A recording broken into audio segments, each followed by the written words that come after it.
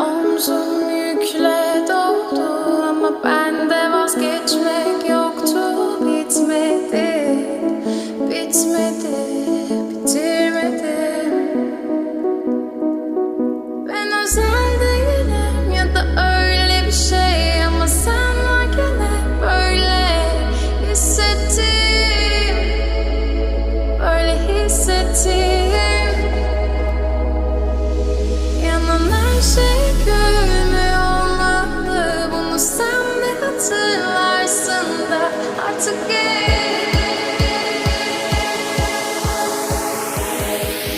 böyle hissettim.